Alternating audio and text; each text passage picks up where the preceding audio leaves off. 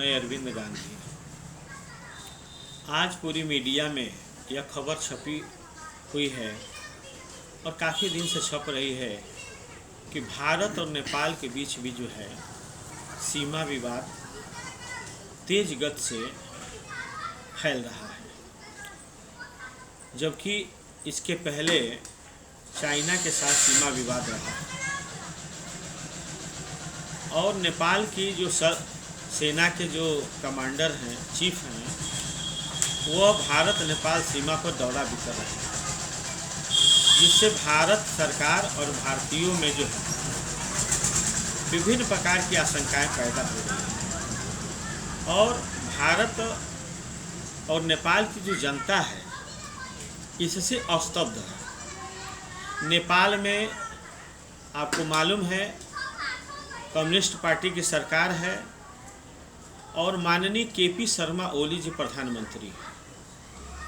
पूरा विश्व जानता है कि नेपाल के प्रधानमंत्री जी का चीन के साथ बहुत अच्छा संबंध है और जब चीन के साथ भारत का सीमा विवाद प्रारंभ हुआ, इधर नेपाल भी जो है सीमा विवाद बढ़ाने पर और भारत के विभिन्न जो संबंध है नेपाल के साथ उस पर अड़ियल रुख अपनाना और टोका टोकी प्रारंभ कर दिया। यह भारत को चीन के कहने पे परेशान करने वाला, उकसाने वाला कार्रवाई है ताकि भारत जो है इससे तनाव में आए। और इसी के आड़ में चाइना ने जो है लद्दाख में जो है अपने सेना को भेजा, जिसका बाद में पता चला और भारतीय सेना ने जवाबी कार्रवाई किया। चीन के भी सैनिक भारी संख्या में मारे गए और भारत के भी सैनिक जो है मारे गए। लेकिन मैं बात करूंगा नेपाल की। नेपाल में 1950 में एक संधि हुई काठमांडू में भारत और नेपाल के बीच में। उधर से नेपाल के प्रधानमंत्री शामिल हुए और इधर से नेपाल में भारत के राजदूत शामिल हुए।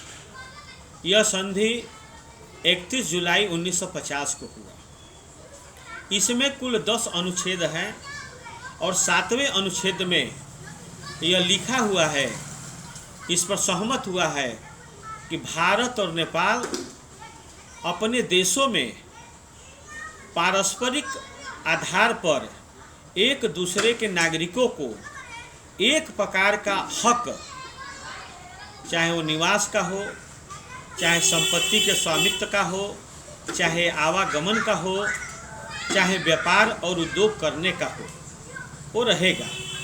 और इसी के तहत भारत में भारी संख्या में जो है नेपाली व्यापार करते हैं, उद्योग चलाते हैं, अपनी संपत्ति बनाए हुए हैं, उनको नागरिकता का अधिकार भी है। और आपको मालूम होगा कि भारत में एक गोरखा रेजिमेंट है जिसमें नेपाल के गोरखा को ही केवल शामिल किया गया है। लेकिन आश्चर्य का विषय है कि नेपाल में इस क्लाज को करीब 45-46 साल पहले ही समाप्त कर दिया गया और भारत सरकार का इधर ध्यान भी नहीं गया। भारत में भारत का कोई भी नागरिक नेपाल में जाके न संपत्ति बना सकता है, न व्यापार कर सकता है, न उद्योग चला सकता है, न इस तरह जाके रह सकता है।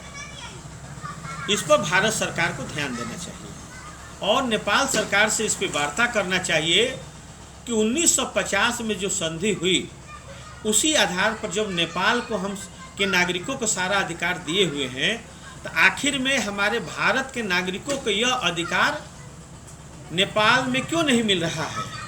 अगर आप नहीं देंगे तो हम जो है नेपाल के नागरिकों को भी भारत में जो संपत्ति का स्वामित्व का अधिकार है, जो नागरिकता का अधिकार है, जो नौकरी करने का अधिकार है, जो सेना में भर्ती होने का अधिकार है, उद्योग व्यापार करने का आधार है, हम उससे वंचित कर देंगे। लेकिन ये उचित नहीं है। हम चाहते हैं कि भारत सरकार इस पर वार्ता करे और ये मामला हल हो ताकि भारतीयों को भी नेपाल में वही अधिकार मिले जो भारत में नेपाल के नागरिकों को मिला है।